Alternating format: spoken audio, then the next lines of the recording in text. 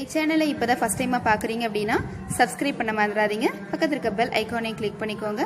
Click பண்ணிவிட்டு நோட்டிஃபிகேஷனில் ஆல்னு கொடுத்தீங்கன்னா நான் போடுற வீடியோ நோட்டிஃபிகேஷன் உங்களுக்கு உடனுக்குடன் வந்து சேரும். என்னுடைய வீடியோவை நீங்கள் மிஸ் பண்ணாமல் பார்க்கலாம்.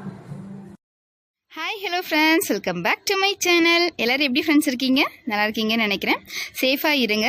இன்றைக்கி நம்ம வீடியோவில் எதை பற்றி டிஸ்கஸ் பண்ண போகிறோம் அப்படின்னு பார்த்தீங்கன்னா, ஒரே ஒரு பொருள் தாங்க. அதுவும் நம்ம கிச்சனில் வந்துட்டு பயன்படுத்தக்கூடிய ஒரு பொருள் தான். அந்த பொருள் வந்து நம்மளுடைய கார்டனிங்க்கு எந்த அளவுக்கு பயனுள்ளதாக இருக்குது அப்படின்ற ஒரு ஃபுல் இன்ஃபர்மேஷன் வீடியோ தான் ஃப்ரெண்ட்ஸ் நான் ஷேர் பண்ணியிருக்கேன். அது மட்டும் இல்லாமல் இப்போ பார்த்தீங்க அப்படின்னா மழை பெஞ்சிட்டே இருக்குது இல்லைங்களா?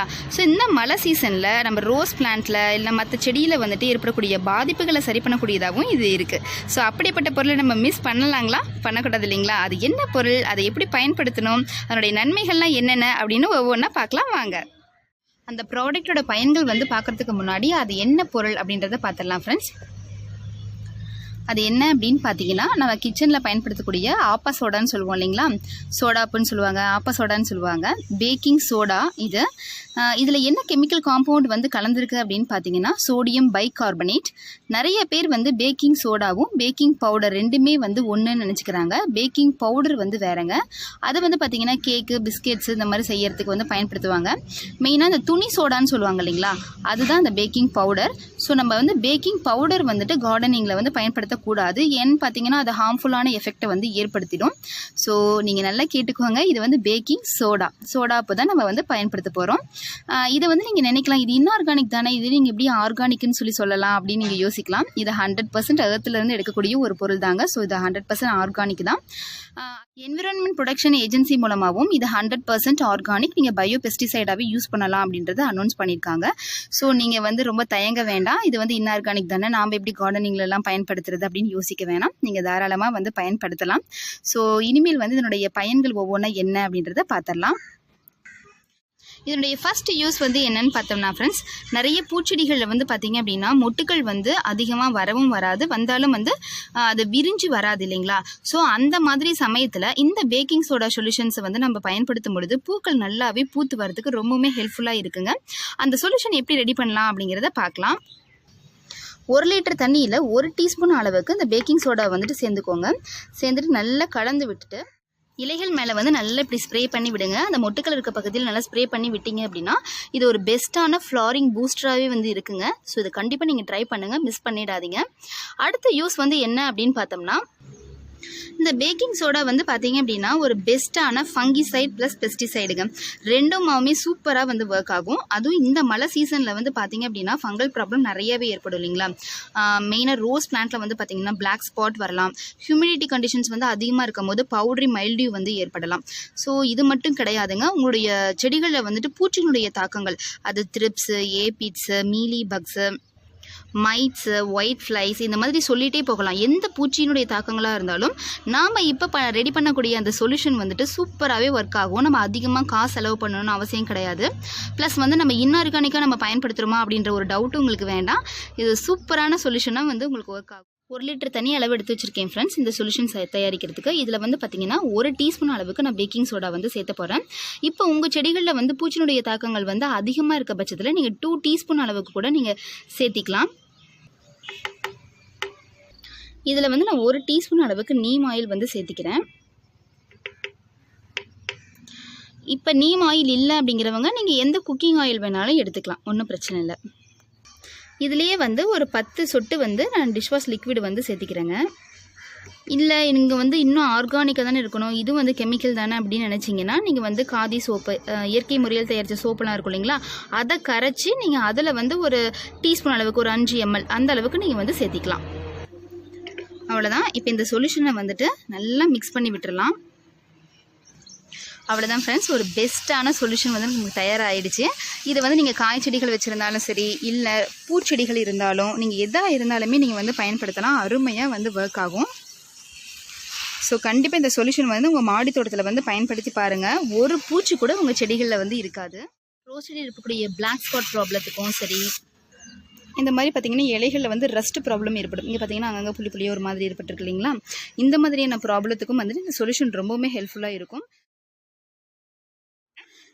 இந்த சொல்யூஷன் ரெடி பண்ணதுக்கு அப்புறமா நீங்கள் ஒரு பேட்ச் மட்டும் வந்து ஸ்ப்ரே பண்ணி விட்டு பாருங்கள். ஒரு கொஞ்ச நேரம் வெயிட் பண்ணிட்டு பாருங்கள். எந்தவித பர்னிங் எஃபெக்ட்டும் வரல அப்படின்னா நீங்கள் செடி முழுசுமே நீங்கள் ஸ்ப்ரே பண்ணி விடுங்க. அப்படி இல்லை நல்லா டைல்யூட் வந்து என்ன அப்படின்னு பார்த்தீங்கன்னா, நம்ம கார்டனிங்கில் வந்து பாட் வச்சிருப்போம், அது வந்து பாசை பிடிச்ச மாதிரி இருக்கலாம், இல்லை ஃபங்கல் ப்ராப்ளம் ஏதாவது அட்டாக் ஆகிருக்கலாம். அப்புறம் அந்த கார்டனிங் டூல்ஸ் எல்லாம் இருக்கும் இல்லைங்களா. ஸோ இந்த மாதிரி டூல்ஸை வந்து நம்ம க்ளீன் பண்ணணும் அப்படின்னு நினைக்கும் பொழுது 2 டீஸ்பூன் வந்து பேக்கிங் சோடா எடுத்துக்கோங்க, 2 டீஸ்பூன் வந்து லிக்விட் சோப் வந்து கலந்துக்கோங்க. கலந்துட்டு 1 லிட்டர் தண்ணியில் வந்து அதை நல்லா மிக்ஸ் பண்ணிக்கோங்க. மிக்ஸ் பண்ணிவிட்டு எடுத்து அந்த சொல்யூஷனை வந்து நீங்கள் யூஸ் பண்ணி நீங்கள் இந்த பாட்ஸு அப்புறம் இந்த கார்டனிங் டூல்ஸ் எல்லாம் க்ளீன் பண்ணீங்க அப்படின்னா நல்லாவே சுத்தமாக க்ளீன் ஆகிடும். நம்ம ஆல்ரெடி கிச்சன்லேயுமே க்ளீனிங் ஏஜென்ட்டை தான் நம்ம அதை யூஸ் பண்ணுவோம் இல்லைங்களா. ஸோ இதுக்குமே நம்ம க்ளீனிங் ஏஜென்ட்டை நம்ம யூஸ் பண்ணிக்கலாம். அடுத்த யூஸ் வந்து என்னன்னு பார்த்தீங்கன்னா, வீட்ஸ் கில்லராகவே இது வந்து ஒர்க் ஆகுதுங்க. தேவையில்லாத இடத்துல இந்த மாதிரி களைகள் வந்து முளைச்சி வந்திருந்தது அப்படின்னா நீங்கள் அது மேலே வந்து ஜஸ்ட் அந்த ஃபாலியேஜ் மேலே இப்படி தூவி விட்டிங்கன்னா போதும். அந்த லீவ்ஸ் எல்லாம் பேர்ன் ஆகிட்டு அப்படியே செடிகள் இறந்துடும். ஸோ வீட்ஸ் வந்ததுக்கு அப்புறம் தான் பயன்படுத்தணும்னு இல்லை. இந்த கேப்லலாம் ஏதாவது நீங்கள் இந்த பேக்கிங் சோடா வந்து தூவி விட்டுட்டீங்க அப்படின்னா மறுபடியும் இந்த மாதிரி களைகள் வந்து வராமல் தடுக்கிறதுக்கு இது ரொம்பவுமே ஹெல்ப்ஃபுல்லாக இருக்குது. யூஸ் வந்து என்னன்னு பார்த்தீங்கன்னா ஃப்ரெண்ட்ஸ், நிறைய பேர் வந்து இன்டோர் பிளான்ஸ் வந்து வச்சுருந்துருப்பாங்க. இல்லை அவுட்டோர் பிளான்ஸ்லையுமே வந்து பார்த்தீங்கன்னா தூசிகள் வந்து படிஞ்சிருக்கும் இல்லைங்களா. அந்த தூசிகள் வந்து அப்படியே இருந்தது அப்படின்னா செடிகள் வந்து ப்ராப்பராக ஃபோட்டோசிந்தசிஸ் ப்ராசஸ் வந்து நடத்த முடியாது. அப்படி நடத்தலை அப்படின்னா அதனுடைய க்ரோத் வந்து பார்த்தீங்கன்னா தடைப்படும்.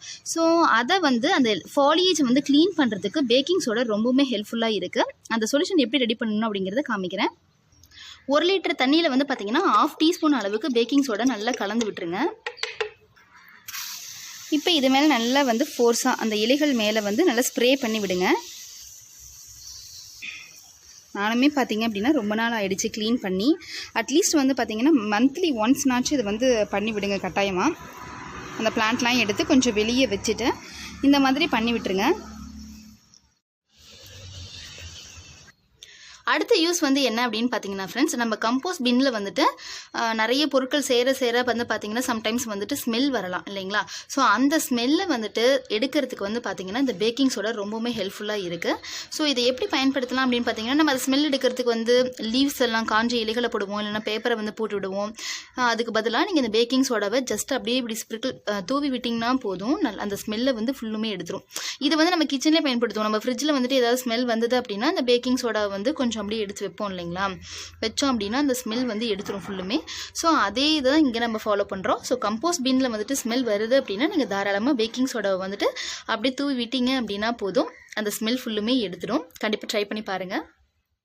அடுத்த யூஸ் வந்து என்ன அப்படின்னு பார்த்தீங்கன்னா, நம்மளுடைய மாடி தோட்டத்தில் இந்த மாதிரி அட்டைப்பூச்சி தொந்தரவு, ஸ்லக்ஸு, ஸ்னெயில் இந்த மாதிரியான பிரச்சனைகள் உங்கள் செடிகளில் வந்து ஏற்பட்டது அப்படின்னா இந்த பேக்கிங் சோடா வந்து நீங்கள் தாராளமாக பயன்படுத்தி விடலாம். ஒன்று அது மேலேயே நீங்கள் வந்து அப்படி தூவி விடலாம், அப்படி இல்லைனா அதை சுற்றி போட்டு விடலாம். அதுக்கு வந்து இந்த ஸ்மெல்லும் சரி இந்த டேஸ்ட் வந்து பிடிக்காது.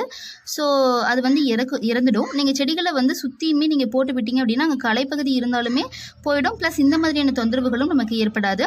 இது மட்டும் இல்லை, எறும்பு, சின்ன சின்ன பூச்சிகள், வண்டு இந்த மாதிரி பிரச்சனைகள்லாம் எதுவுமே வராது. ஸோ இது வந்து நீங்கள் கண்டிப்பாக ட்ரை பண்ணி பாருங்கள். உங்கள் மாடி தோட்டத்தில் இந்த மாதிரியான ப்ராப்ளம் இருந்தது அப்படின்னா கண்டிப்பாக சரியாகும். அடுத்த யூஸ் வந்து என்ன அப்படின்னு பார்த்தீங்கன்னா, இது கேபேஜ் வார்ம்ஸ் இருக்கு இல்லைங்களா, அந்த புழுக்களை வந்துட்டு அழிக்கக்கூடிய தன்மை கொண்டது. இப்போ இந்த பேக்கிங் சோடா வந்துட்டு இப்போ நீங்கள் ஒரு டேபிள் ஸ்பூன் எடுக்கிறீங்க அப்படின்னா நீங்கள் எந்த மாவு வேணாலும் எடுத்துக்கலாம். அதோட அரிசி மாவு, கோதுமை மாவு எது வேணாலும் எடுத்துக்கலாம். ரெண்டையும் நல்லா கலந்து விட்டுருங்க. கலந்துட்டு இந்த இலைகள் மேலே வந்துட்டு அப்படியே ஸ்ப்ரே பண்ணி விடும் பொழுது அந்த புழுக்கள் வந்து செடிகளை இருந்தது அப்படின்னா அந்த மாவு பகுதியை வந்து சாப்பிட்டுட்டு 2 நாளில் பார்த்தீங்க அப்படின்னா இறந்துடும். ஸோ அந்த புழு வந்துட்டு எப்படி இருக்கும் அப்படின்றத வந்து நான் கிளிப்பிங்கில் காமிச்சிருக்கேன் பாருங்கள். ஸோ இது வந்து யூஸ் வந்து என்ன அப்படின்னு பார்த்தோம்னா ஃப்ரெண்ட்ஸ், நம்மளுடைய மண் வந்துட்டு pH லெவலை வந்து கண்டுபிடிக்கிறதுக்கு இது ரொம்பவுமே ஹெல்ப்ஃபுல்லாக இருக்குது. இப்போ அதுக்கெல்லாம் நிறைய கேஜெட் வந்து வந்துடுச்சு. அது இல்லாமல் நம்ம எப்படி வந்து நார்மலாக நம்ம வீட்டில் இருக்கக்கூடிய பொருட்களை பயன்படுத்தி சாயில் pH வந்து டெஸ்ட் பண்ண முடியும் அப்படின்னு பார்த்தீங்கன்னா இந்த பேக்கிங் சோடா வந்து நம்ம பயன்படுத்தி பண்ணலாம். இது மட்டும் கிடையாது, வினிகரும் நமக்கு தேவைப்படும். ஸோ இதை வந்து நான் காமிக்கணும் அப்படின்னா ரொம்ப லென்த்தியாக போயிடும் வீடியோ. ஸோ நான் அடுத்த வீடியோவில் வந்துட்டு நம்ம சாயில் வந்து pH வந்து எப்படி டெஸ்ட் பண்ணி காமிக்கணும் அப்படின்ற வீடியோ அப்லோட் பண்ணுறேன்.